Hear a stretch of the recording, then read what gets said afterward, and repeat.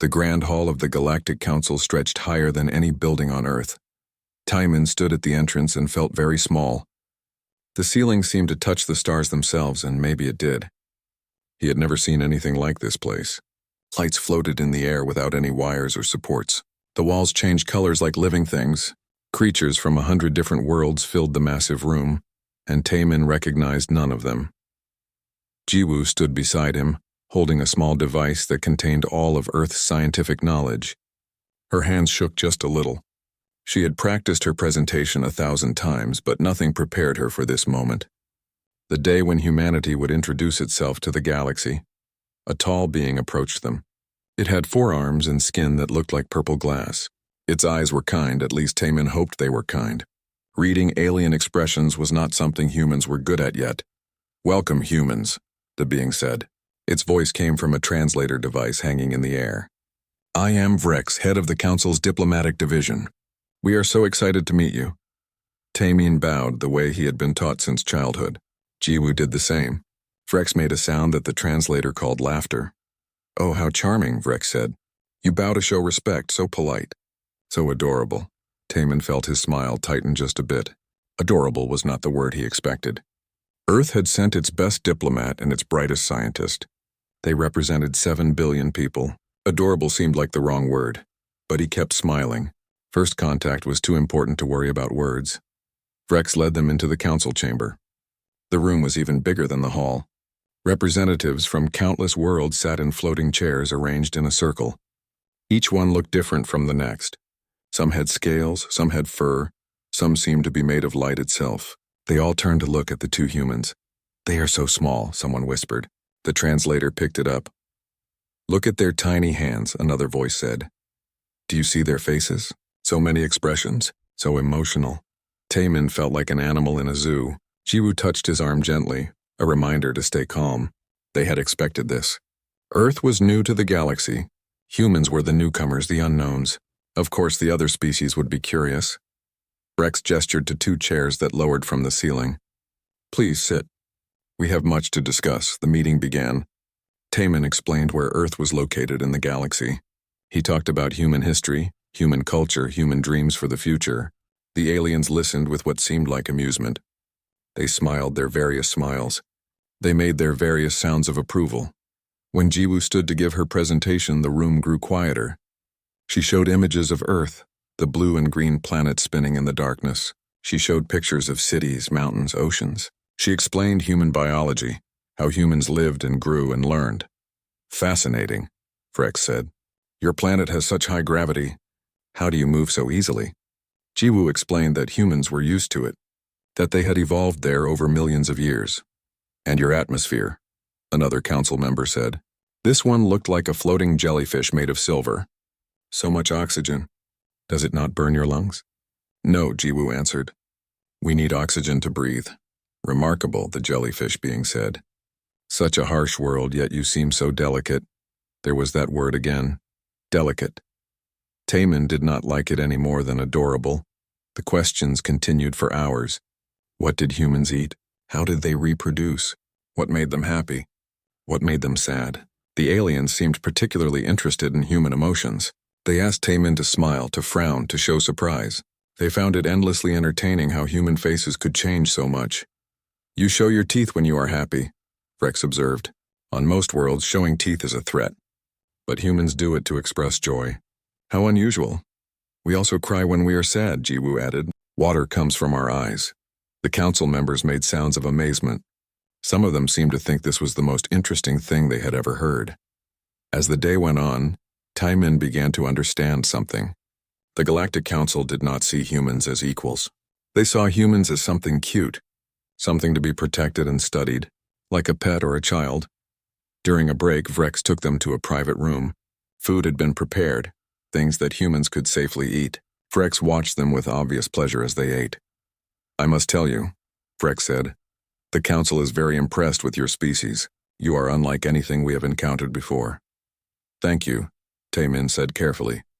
"We would like to offer Earth a special status," Vrex continued. "Protectorate membership. It means the Council would look after your planet, protect you from dangers, guide you as you learn about the galaxy, Taemin exchanged a look with Jiwoo. A protectorate sounded good in theory. But it also meant Earth would not have independence. Other species would make decisions for humanity. We would need to discuss this with our government, Taemin said. Of course, Vrek said. Take your time. But I think you will find it is the best option. The galaxy can be dangerous for new species, especially ones as gentle as humans. Gentle, another word that bothered Taemin. But he nodded and smiled.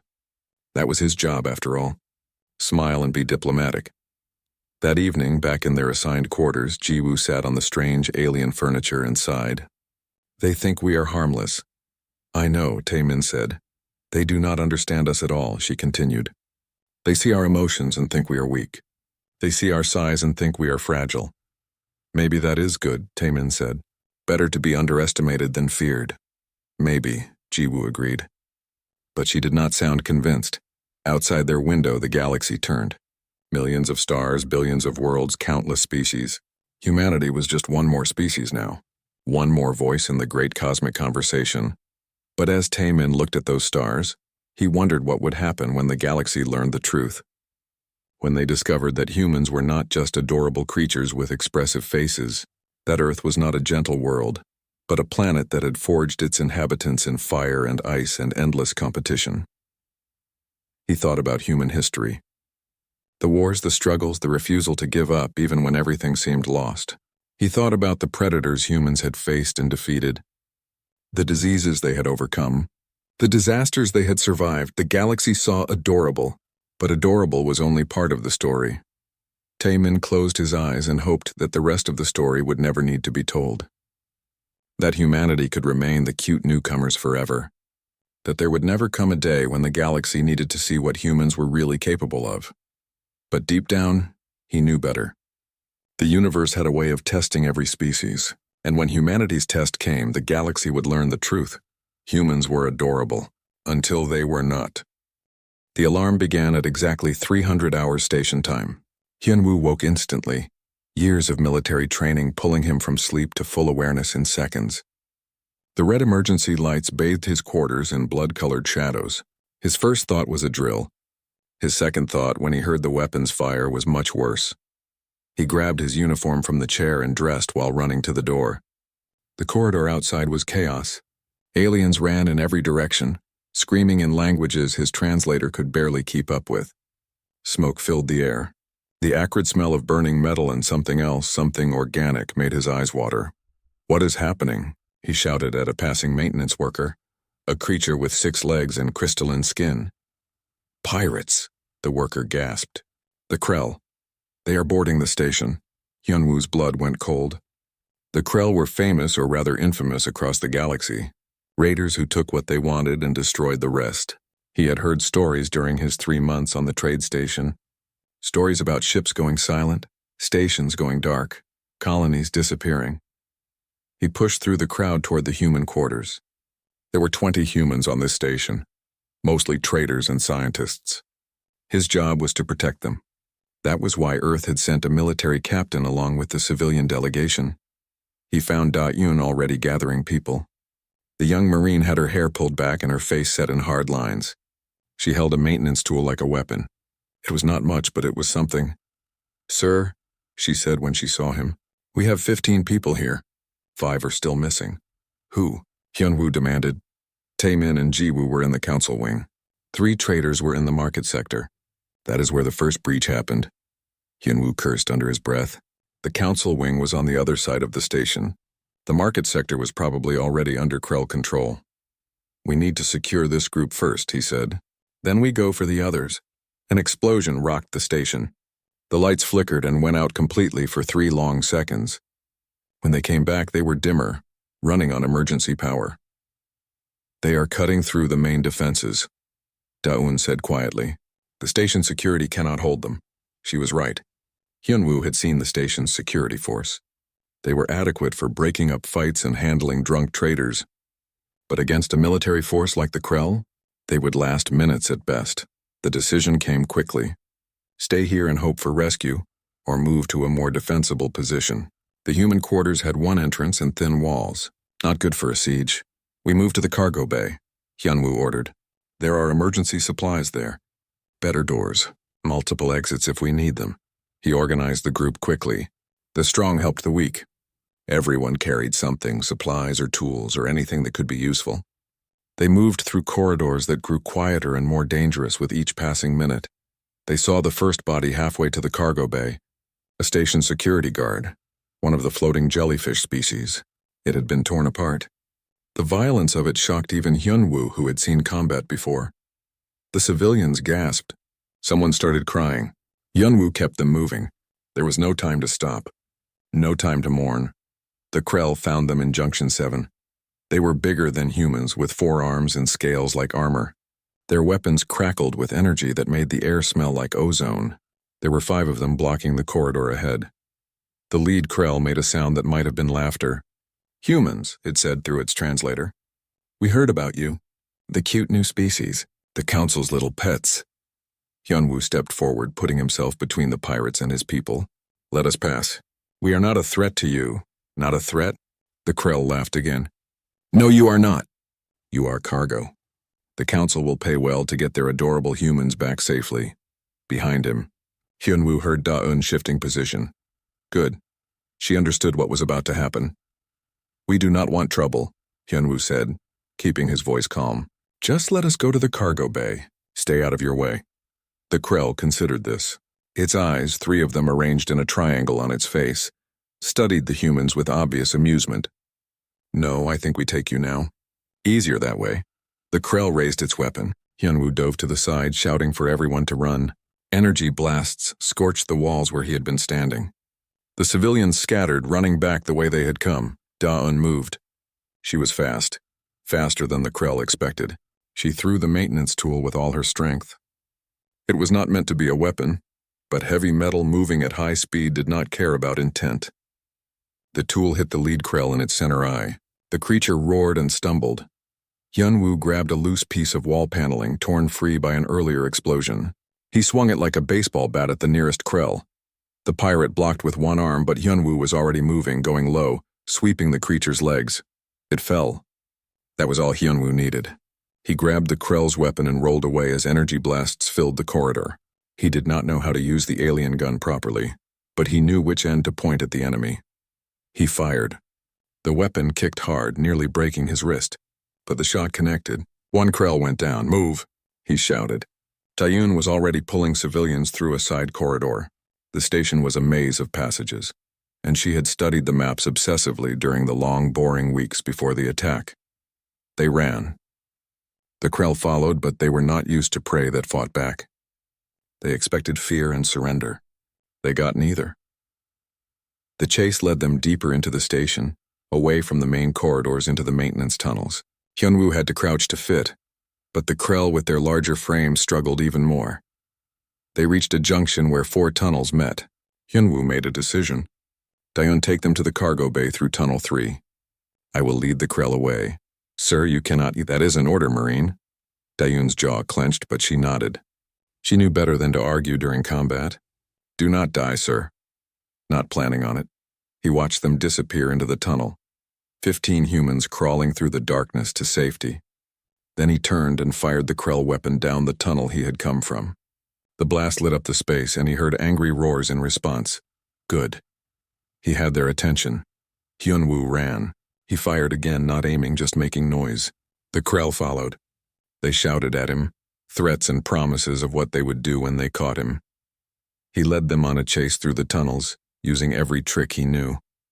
Doublebacks, false trails, anything to buy time for the others to reach safety. The station groaned around him, damaged and dying. Finally, he reached the environmental control room. The door was open, blown off its hinges by an earlier explosion. Hyunwoo ducked inside and immediately started working on the controls. The system was alien, but not incomprehensible. Temperature, pressure, atmosphere mix. The Krell burst into the room. 3 of them now, the others lost in the chase. "Nowhere to run, human," the leader growled. Hyunwoo smiled. It was not a nice smile. It was the smile of a human who had just solved a problem. "I am not running," he said, and he hit the emergency vent button. The room explosive decompressed. Air screamed out into space through the vents. The Krell were pulled toward the opening. their larger bodies caught by the stronger force. They grabbed for handholds, but station maintenance had been poor. Things broke. Things gave way. Hyunwoo held onto a support beam welded to the floor, his grip white-knuckled and desperate. His ears popped painfully. His lungs burned. But he held on. The Krell did not. They were pulled screaming into the vents and disappeared. Hyunwoo slammed the emergency close button. The vents sealed. Air slowly began to refill the room from the emergency tanks. He collapsed to the floor, gasping, his vision spotted with black dots. When he could breathe again, he grabbed the Krell weapon and headed toward the cargo bay. Toward his people. The galaxy thought humans were adorable, harmless, weak. The galaxy was about to learn differently. The cargo bay had become a fortress. Dayun had organized everything with military precision. Supply crates formed walls, creating defensive positions with clear lines of sight. The 15 humans she had rescued worked together, following her orders without question. Jiwoo knelt beside an injured trader, using medical supplies from an emergency kit. The man had been grazed by a Krell energy weapon. The burn was bad, but he would live. Jiwoo's hands were steady even though her heart raced. Science had taught her to stay calm during experiments. She applied those same lessons now. "How long can we hold here?" Taemin asked Daeun quietly. The Marine checked her makeshift weapon, a heavy plasma cutter she had found in the cargo bay tool locker. "Depends on how many Krell there are, and whether help comes. The Council is probably still arguing about what to do," Daeun said bluntly. "Sir, I served in the military for 6 years before joining this mission. I know how committees work during emergencies. They debate, they consider, they discuss, while people die." Taemin winced but did not argue. He had worked with the Council for 3 months now. He knew she was right. The cargo bay doors shuddered. Something heavy hit them from outside. Then again, and again. "Positions," Daeun ordered calmly. The humans took cover behind the supply crates. They held their improvised weapons and waited. Taemin gripped a metal rod, his diplomatic training suddenly useless. Jiwoo stayed with the injured, her medical kit open and ready. The doors buckled. A gap appeared and energy weapons fired through it blindly. The shots went high, hitting the ceiling. The Krell could not see their targets yet. Daeun waited. She had learned patience during her military service. Rushing got people killed. The doors finally gave way with a shriek of tortured metal. 6 Krell stormed through, weapons raised. They expected frightened prey. They expected easy targets. Instead, they found humans who had spent the last hour preparing. Daeun triggered the plasma cutter. The beam sliced through the lead Krell's weapon, then its arm. The creature roared and fell back. The other humans struck, throwing anything heavy they could lift. Tools, cargo containers, pieces of broken machinery. Not sophisticated weapons, but effective enough. The Krell had never fought an enemy like this before. Most species in the galaxy were specialized. Strong or fast or smart, but rarely more than one. They evolved on worlds that were relatively safe, where intelligence alone was enough to reach the top of the food chain. Humans were different. Humans came from a death world where everything wanted to kill them. They had evolved to be generalists. Not the strongest, not the fastest, not the smartest, but capable of everything. Adaptable, stubborn, refusing to die. One Krell grabbed a human woman by the arm. She was small, barely 50 kilograms. The Krell probably thought she was helpless. She bit him. Her teeth sank into the softer scales near his wrist joint. The Krell jerked back in shock and pain. In that moment of distraction, another human smashed a heavy wrench across the side of the Krell's head. The pirates began to retreat. Not in an organized withdrawal, but in genuine fear. These soft little creatures were supposed to be harmless. The Council had said they were adorable. But there was nothing adorable about the way they fought. Daeun pressed the advantage. She shouted for the humans to advance, and they did. Years of evolution kicked in. Pack hunting instincts that had helped their ancestors bring down animals 10 times their size. They moved together, covering each other, striking from multiple angles. The Krell fell back through the broken doors. Daeun slammed the emergency lock and heavy blast doors dropped from the ceiling. Not as strong as the original doors, but better than nothing. "Casualties?" she called out. "Minor injuries only," Jiwoo reported. "Nothing life-threatening. Good." Daeun allowed herself one breath of relief. Then she started planning the next defense. But Taemin was looking at something on the cargo bay's communication panel. His face had gone pale. "What is it?" Dayun asked. "The station's emergency broadcast," Taman said. "The Krell have taken the command center. They control the main systems now. And they are sending a message to the council." "What message?" Taman activated the speaker. A Krell voice filled the cargo bay, translated into multiple languages by the station systems. "Galactic Council, this is Krell Commander Vexus. We control the Crystal Rest trading station. We have taken many prisoners, including your precious humans. Send payment within 12 standard hours or we start killing hostages, starting with the adorable ones. Just to show we are serious." The transmission ended. Silence fell over the cargo bay. 12 hours, someone whispered. Dayun was already thinking tactically. They control the command center. That means they have access to the station sensors. They know where we are. "Can we hide?" Taman asked. "In a cargo bay?" "No, they will cut through eventually. We bought ourselves time, but not much." Jiwoo spoke up from where she knelt beside the injured. "Then we do not hide. We attack." Everyone turned to look at her. The scientist met their stares calmly. "I have been studying the station layout," she continued. "The command center is connected to the main power core. If we can reach the power core, we can shut down their access. Maybe shut down more than that." "That is suicide," Taman said. "We would have to cross half the station, through areas they control. Staying here is also suicide," Dayun pointed out. "Just slower. They will bring up heavy weapons eventually. Blow through the blast doors. We cannot defend forever." The Marine and the scientist looked at each other. A silent understanding passed between them. Sometimes the only way forward was through. "I need volunteers," Dayun said. 5 people. Small, fast, smart. We go through the maintenance tunnels. Avoid the main corridors where they expect us." Every hand went up. Taman wanted to argue that they should wait for rescue, that the council would send help. But he looked at the determination on their faces and knew words would not change their minds. These were humans. When backed into a corner, they did not surrender. They bit back. "Take me," Taman said. "You need someone who knows the station's political systems. Access codes, diplomatic overrides." Dayun considered this, then nodded. "You, Jiwoo, for technical knowledge, and 3 others. Youngho, Subin, Jinho. You 3 have combat training?" "Police officer," Youngho said. "Engineering corps," Subin added. "Street fighter before I went legit," Jinho admitted with a slight grin. "Good enough." Dayun started gathering supplies. Plasma cutter, tools, medical kits, anything they might need. Hyunwoo arrived 10 minutes later looking battered but alive. He listened to the plan and immediately wanted to take Dawon's place leading it. "Sir, with respect, you are injured and exhausted," Dawon said. "I am fresh. And you need to coordinate the defense here if the Krell attack again." Hyunwoo wanted to argue, but he was a good officer, which meant knowing when his subordinates were right. "Come back alive, Marine." "That is an order." "Yes, sir." The 6 humans gathered at the maintenance access tunnel. Behind them, the others prepared to defend the cargo bay if needed. Ahead, darkness and danger. "Remember," Dawon said quietly, "we are not trying to be heroes. We are trying to survive. The Krell think we are weak. We use that. Make them underestimate us. Then we strike." They crawled into the tunnel one by one. The opening was barely large enough for a human, which meant the larger Krell could not follow easily.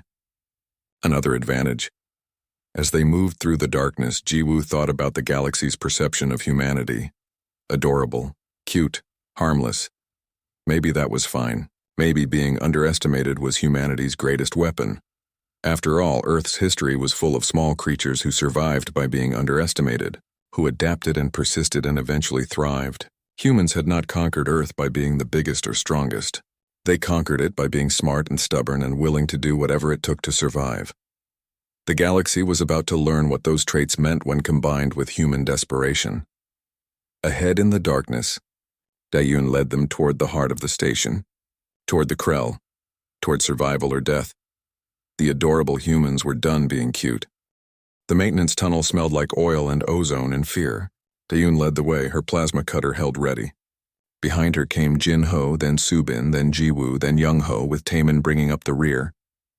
They moved in silence, communicating with hand signals when necessary. The tunnel branched often. Each junction offered choices, paths that might lead to safety or death. Subin navigated using a stolen datapad she had pulled from a maintenance station. The map flickered and glitched, damaged by the station's failing systems, but it was better than nothing. They had been crawling for 30 minutes when they heard voices ahead. Krell voices, harsh and guttural even through the tunnel walls. Taoyun raised a fist, the universal signal to stop. She crawled forward alone, moving with careful silence. Ahead, the tunnel passed over a large room. A maintenance grate provided a view below.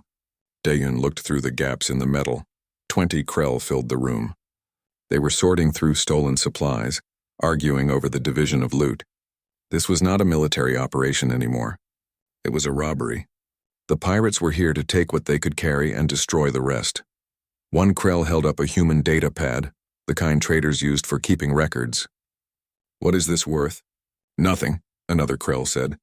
"Human technology is primitive. Throw it away." The first Krell crushed the data pad in one hand and tossed it aside. "The humans themselves are the only valuable thing they brought. The Council will pay millions for their safe return." "If they are still safe," a third Krell laughed. Some of them fought back. "Can you believe it? Those soft little creatures actually attacked us. Probably did not know any better, like animals biting without understanding who they bite." The Krell laughed together. Taoyun crawled back to the others and described what she had seen. 20 is too many, Young Ho whispered. "We go around," Taoyun decided. "Subin alternate route?" The engineer studied her flickering map. "There is a parallel tunnel. Adds 10 minutes to our travel time. Better than fighting 20 Krell. Let us move." They backtracked to the last junction and took a different path. This tunnel was narrower, forcing them to squeeze through in places. Jinho's broad shoulders barely fit. But narrow meant safe from Krell pursuit, so no one complained. They emerged near the power core section. The tunnels here were cleaner, better maintained. Critical systems got more attention than random storage areas. Taoyun felt them getting close to their goal, but close also meant more guards. The Krell had posted sentries at every major intersection. Taoyun counted 3 visible from their position and probably more she could not see. Getting past them would be difficult. Getting past without raising an alarm would be nearly impossible. "Ideas," she whispered. Jiwoo studied the layout carefully. Her scientist's mind worked through the problem methodically. The power core is shielded. Heavy radiation, so they need protective gear to enter. Most species cannot tolerate the radiation levels for more than a few minutes. "Can humans tolerate it?" Taemin asked. "For longer than most species.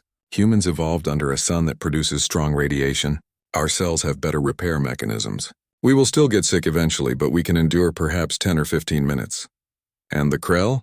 They come from a dim star system. Very little radiation. They will need full protective suits for anything more than a few seconds of exposure." A plan formed in Taoyun's mind. Risky, possibly fatal, but better than a direct confrontation.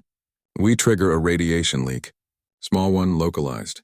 The Krell evacuate. We go in through the contaminated zone." "That is insane," Young Ho said. "You have a better idea?" He did not. Subin studied the system's access panel near their tunnel exit. "I can override the safety protocols from here. Vent radiation into Corridor 7. That is between us and the command center." "Do it," Taoyun ordered. Subin's fingers flew over the alien interface. She had spent months learning these systems, preparing for emergencies. She never imagined this would be the emergency, but training was training. "Done. Radiation leak in Corridor 7. Alarms will sound in 3, 2, 1. Warning sirens wailed through the station. Automated voices announced the radiation leak in multiple languages. Through gaps in the tunnel, Taoyun watched the Krell guards react with panic. Radiation was one of the few universal fears. It killed slowly and invisibly, which made it worse than weapons you could fight. The guards ran. They had no protective gear, no reason to risk their lives for a corridor that meant nothing to them. "Now," Taoyun said. They dropped from the tunnel into the abandoned corridor. The air tasted metallic.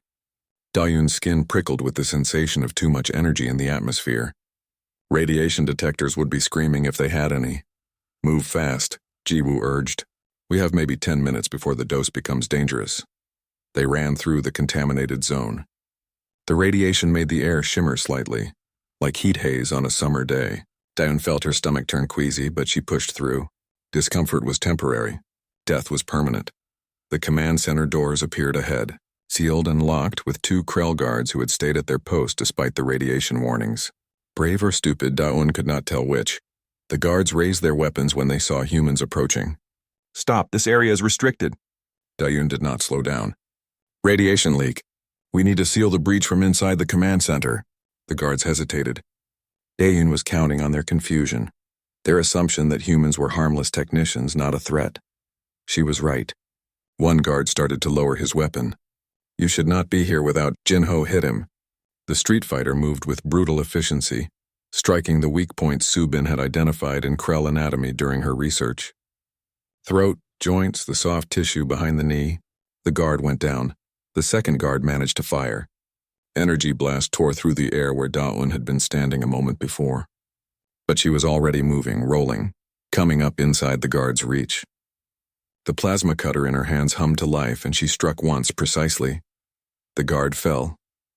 Taemin, the door, Daun ordered. The diplomat stepped over the bodies and placed his hand on the access panel. He spoke clearly, using his diplomatic credentials. Ambassador Taemin, Earth Delegation.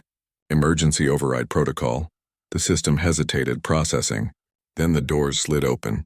The command center was smaller than expected. Banks of monitors showed views of the entire station. Control panels managed everything from life support to weapon systems. And at the center console sat a single Krell, larger than the others they had encountered. This one wore armor marked with symbols that probably indicated rank. Commander Vexus turned in his chair and stared at the humans. His three eyes widened in genuine surprise. How did you get here? We walked, Daun said flatly. Vexus laughed, but it sounded nervous. Impossible. You are in a radiation zone. You should be dying. We are uncomfortable, Jiwoo said. But humans are more durable than you think. The commander reached for a weapon, but Jinho was faster. The fighter crossed the room in 3 long strides and grabbed Vexus's arm, twisting it behind the Krell's back in a hold that worked regardless of species anatomy. Do not move, Jinho growled. Subin was already at the control panels. Her engineering training had covered alien systems, and the basics were universal. Power, communication, navigation. She found the station-wide broadcast controls and activated them. All Krell forces, this is the command center. Stand down immediately or your commander dies. On the monitors, they could see Krell throughout the station, stopping mid-action. Confused, looking around for confirmation. Vexus snarled. They will not listen to you. You are nothing, harmless creatures playing at being warriors. Test that theory, Dayun suggested coldly. Jinho, if the commander moves, break his arm. Gladly, Jinho said, adding pressure to the hold. Vexus hissed in pain. Youngho found the internal communication system. All hostages, all station personnel. This is Officer Youngho of the human delegation. The command center is secure. Move to safe areas and await extraction. On the monitors, they saw movement. Aliens who had been hiding began emerging. Station security, battered but alive, started regrouping. And in the cargo bay, Hyunwoo and the other humans saw the broadcast and understood. They had won. Not through superior strength or better weapons, but through adaptability, through refusing to quit, through being underestimated and using that to their advantage. Taemin activated the communication panel that connected to the Galactic Council. Frex's face appeared on screen, looking worried. Ambassador Taemin, thank goodness you are alive. We have assembled a rescue fleet, but it will take hours to... The station is secure, Taemin interrupted. We have captured the pirate commander. The threat is contained, Frex stared. Behind him, other council members pressed closer to their own screens, trying to understand what they were hearing. You secured the station? How? We are human, Taemin said simply. We do not give up, Vexus spat from where Jinho held him. They are not what you think. Not adorable. Not harmless. They are predators, deathworlders, the word hung in the air. Deathworlder, a category the Council rarely discussed. Species from planets so harsh that merely surviving there required capabilities most civilized species had long since evolved away from. Frex looked at the humans on his screen with new eyes. At Dayun with her plasma cutter. At Jinho holding a Krell commander twice his size. At Subin calmly operating captured control. The emergency session of the Galactic Council convened exactly 48 hours after the Crystal Rest incident. The Grand Chamber was packed. Representatives from hundreds of worlds filled every available space. News of what humans had done spread through the galaxy faster than light-speed communication, carried by traders and diplomats and anyone who had heard the story. Min stood at the center of the chamber. He was tired, so tired his bones ached. The radiation exposure had made him sick for a day. The council's medical staff had treated him, their advanced technology healing damage that would have taken weeks to recover from naturally. But the exhaustion went deeper than his body. It was the weight of knowing his species was being judged. Beside him stood Ji-woo. Her face was calm, the scientist mask she wore when presenting data. But Taemin could see the tension in her shoulders. This meeting would determine humanity's future in the galaxy.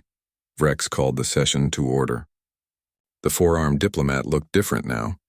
His posture was more careful around the humans. Not fearful exactly, but respectful in a way he had not been before.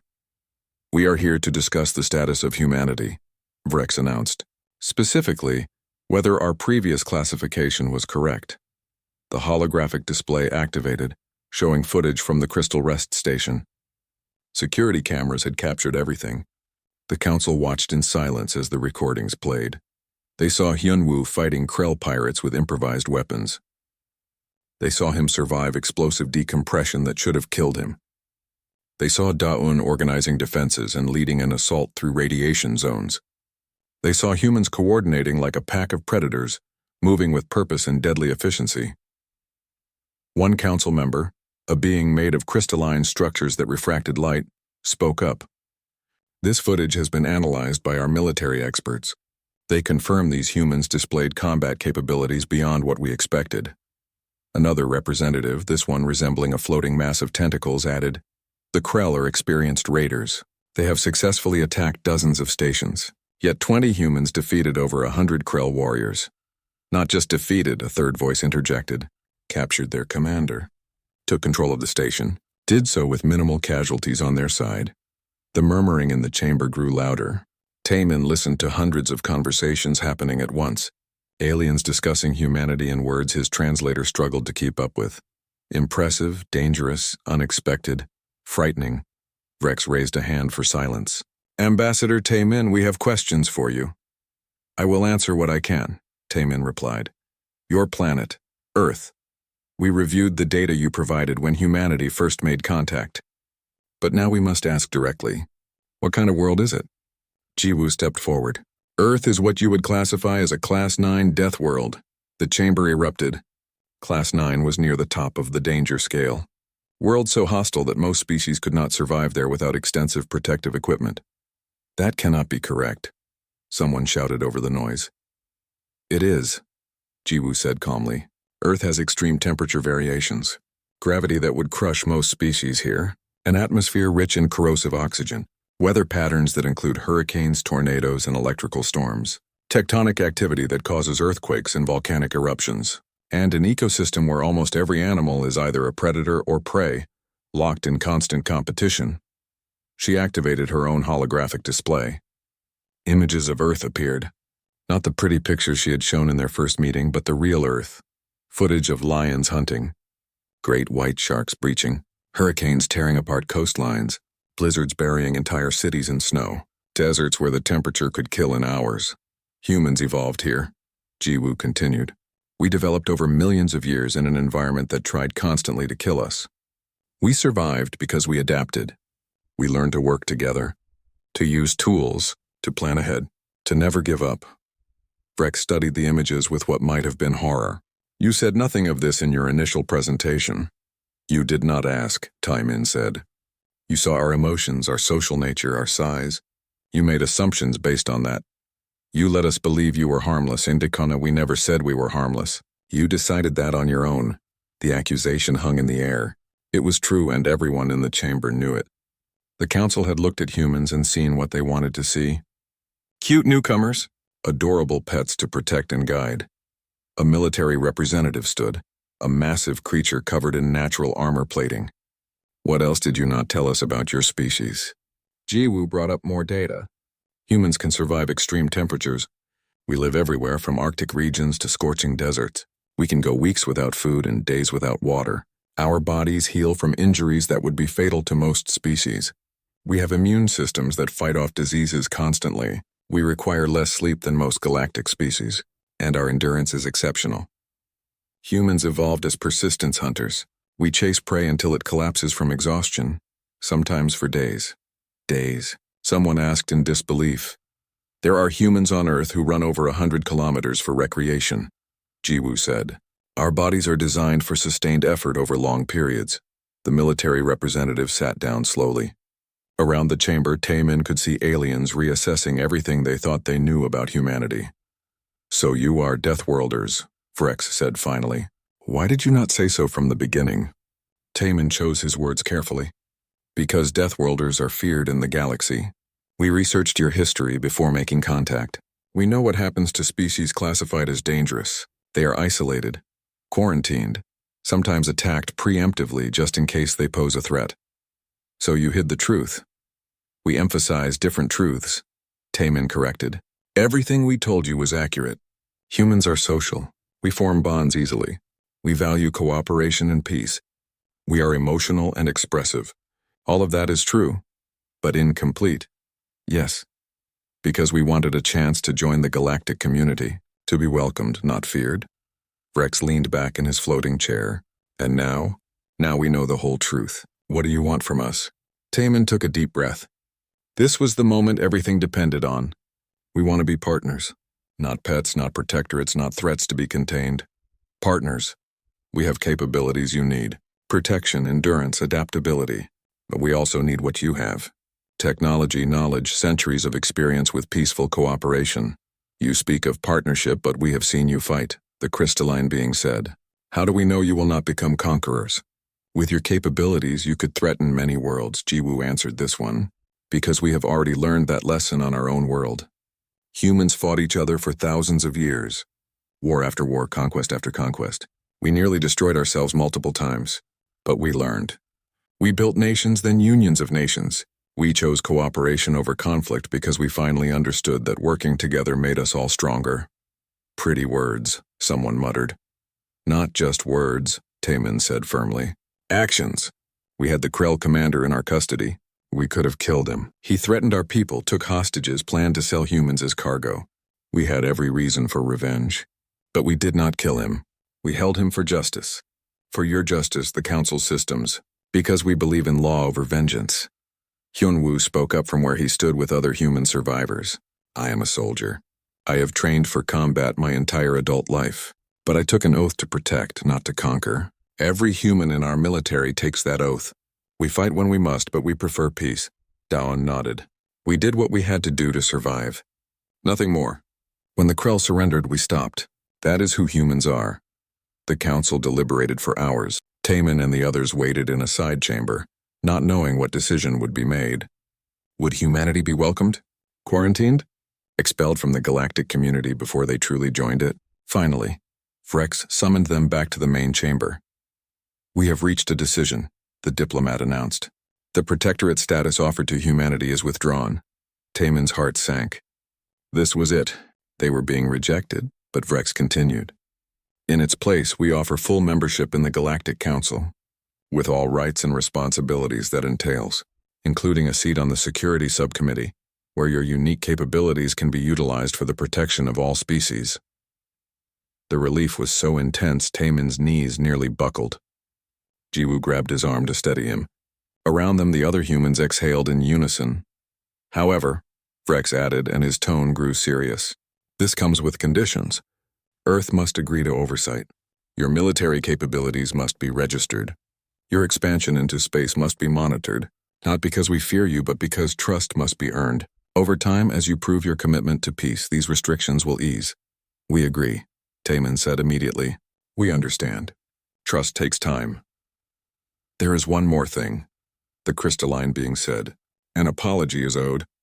We judged you without understanding. We saw only surface characteristics and made assumptions. We called you adorable and treated you as less than equals. That was wrong. We are sorry. The apology meant more than Taemin had expected.